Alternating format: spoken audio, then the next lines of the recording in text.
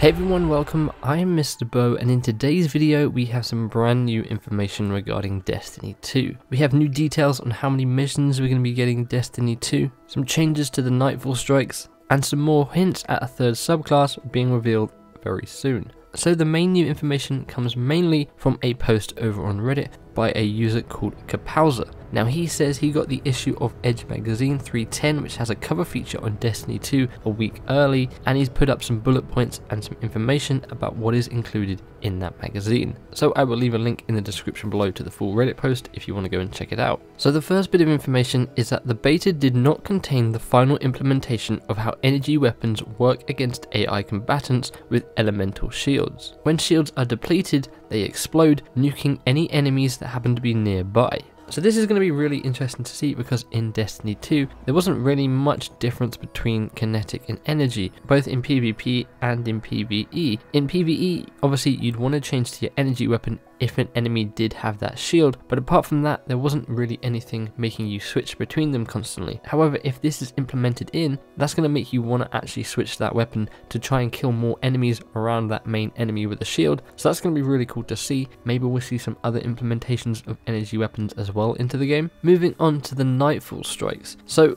Nightfall Strikes now have a time limit varying by strike. For example, one was 13 minutes, so efficiency and settling on a strategy beforehand will be important. So I'm assuming if you don't complete a strike within the time limit, then you get reset back to the beginning. Obviously this isn't confirmed. It could be a case of if you don't complete it in the time limit, well then you don't get the better reward and you have to keep doing it until you can beat it in that time limit. But it would make sense that it restarts you back to the beginning and gives you a real actual challenge. You know, you can't just be farming stuff anymore in a Nightfall Strike like a lot of people did in Destiny 1, especially with Omnigul. You know, you have to make sure you do it in this time limit, otherwise you've got to redo it again and again. Another new bit of exciting information is that there are now over 80 missions and PvE activities, and each is substantial in length, challenge, story, and reward. So this is the most exciting bit of information. 80 missions and PvE activities. That is going to be crazy. It's going to be filling up so much of our time. Destiny 1 was kind of more focused around grinding the same things over and over again. Hopefully, whilst there's still that in Destiny 2, there's going to be a lot more variety. You can do a lot of different missions and activities instead of just grinding that one strike over and over, which is really cool to see, and I can't wait to see how this then evolves with DLCs. You know, how big a DLC is going to be compared to what we saw in Destiny 1. We know they've been working on the first DLC or the first two DLCs for almost a year now. That's High Moon Studios and Vicarious Visions, so we'll have to wait and see on that. Now, because there is 80 missions and activities and things like that, there's so much new content that at one point in development, Bungie realized they had more content than progression, something which they have then gone and subsequently fixed. So, you know, they had all this content, but there wasn't enough progression for you to actually play through all this content. You know, you'd maybe get to 40 out of the missions, you'd be max level, you'd have all the rewards you needed. What would make you play through those other missions? Well, they fixed that now, so hopefully as we're playing through all this content, we're still progressing, earning rewards, leveling up, and making our Guardians how we want them to be.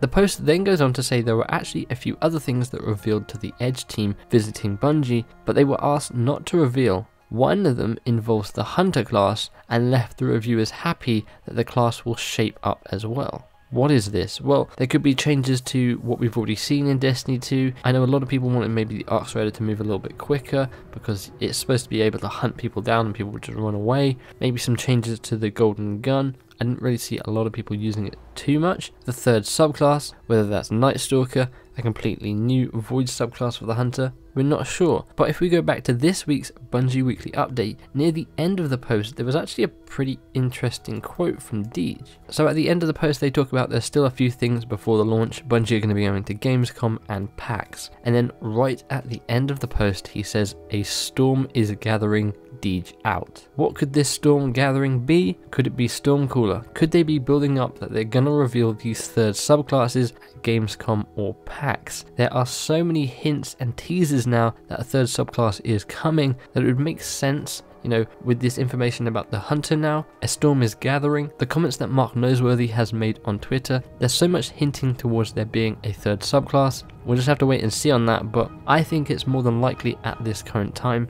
If not, maybe in the first DLC or something like that. Now heading back over to that Reddit post, he then says supers and grenades were also mentioned, and whilst they recharge faster than the beta, it seems we'll be encouraged to recharge them more quickly through aggressive play. An example given was a Warlock exotic chest piece that lets you hover in the air, where kills whilst hovering will quickly recharge your grenade. So this is probably that chest piece we've seen a lot in some of these gameplay reveals and some of the images given out with the wings on the back of it. Looks a really cool chest piece and I can't wait to get that for myself. But I mean, it kind of makes sense. A lot of people were speculating, you know, it's probably going to relying on perks and things to get our melee and get our grenades going quicker. That's how it was in Destiny 1. Obviously, we didn't have any of that available to us in the Destiny 2 beta, so it was kind of hard to gauge how grenades and melees would actually work in the final game. But now we have some kind of confirmation that, yeah, they've been increased a little bit, but if you want to get that like super quick recharge rate on both your melee and grenades, you need to make sure you've got perks that allow you to do that, which I think is completely fine. You know, if you want that as your playstyle, then you pick that gear to do that. If you're happy with how grenades and melees work and you want other perks to improve maybe your gunplay skill, you'd pick armor to do that. And I think that's kind of a better decision here than making everyone have super quick recharge on grenades and melees. So that was the end of that post. The magazine, again, issue 310, which has a cover story feature on Destiny 2, releases next week. So maybe we'll get some new information next week, but I think this is probably the main bits that were in that magazine. Anyway, let me know what you guys think of this. What do you think about there being over 80 missions and PvE activities? How do you feel about Nightfall Strikes now having a time limit to complete them in? And do you think the third subclass is coming? Do you think this hints at the Hunter subclass? And do you think the Bungie Weekly update hints at the Warlock subclass? Let me know in the comments below. Let me know if you think the third subclass is going to be revealed in the next couple of weeks before Destiny 2 launches. As always, hopefully you guys enjoyed this video. If you did, feel free to give the like button a big old hug. Subscribe for more Destiny 2 content and coverage. We are less than a month away now. So excited. Hope you guys have an awesome day. Thanks for hanging out with me, and I'll catch you in the next one. Bye bye.